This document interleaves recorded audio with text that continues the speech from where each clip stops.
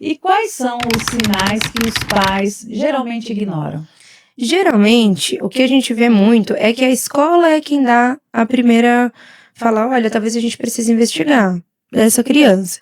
Por quê? Os principais sinais principalmente do TEA, né, eles aparecem ali na questão psicossocial da criança.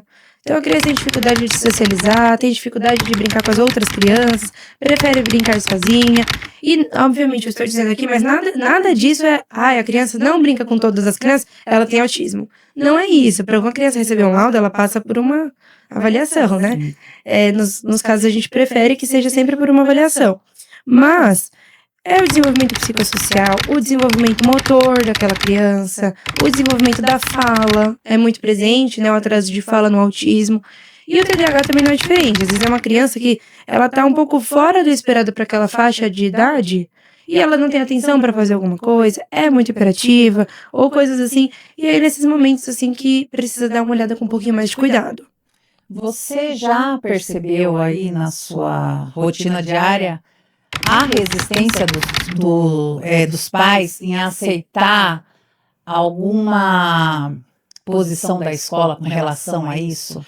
Geralmente, quando a criança chega para mim, ela já tem o laudo. Então, a escola já passou o que tinha que acontecer e tudo mais. E ok. Só que, mesmo com o laudo, ainda às vezes tem resistência.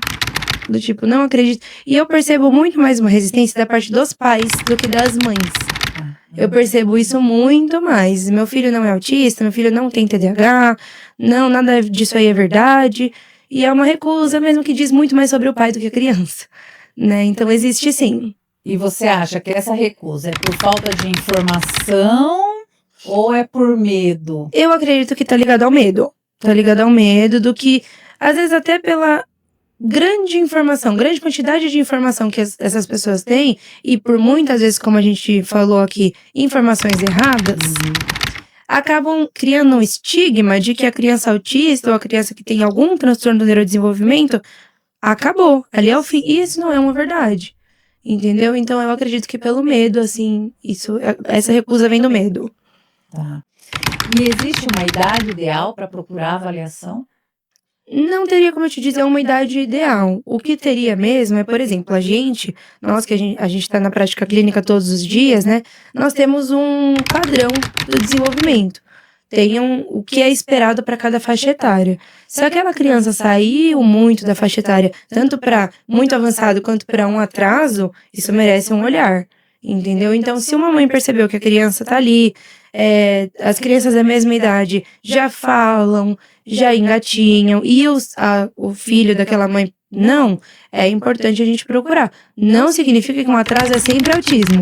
Sim. Porque a gente tem percebido muito isso hoje, né? Qualquer atraso, a criança é autista. E não necessariamente. Mas vale a investigação se existe um atraso no desenvolvimento. Giovana, e sobre isso que o pessoal fala, vamos esperar, cada criança tem seu tempo, isso é verdade? Isso é verdade em partes, doutora Érica. E eu acredito que sim, cada criança vai ter a sua individualidade, o seu tempo de desenvolvimento. Mas como eu falei, a gente é guiado ali por uma noção do desenvolvimento humano. Porque o que a gente segue foram feitos, aliás, muitos estudos para falar. A maioria das pessoas falam com essa idade, andam com essa idade. Então a gente é guiado por isso. Uma criança aí um pouquinho a mais, um pouquinho a menos, tá tudo bem. Mas se fugiu muito dessa faixa do desenvolvimento, alguma coisa pode não estar correta, entendeu? Certo. Então pode ter o tempo dela de desenvolvimento e tá tudo bem. Mas se foge muito, a gente precisa investigar o quanto antes.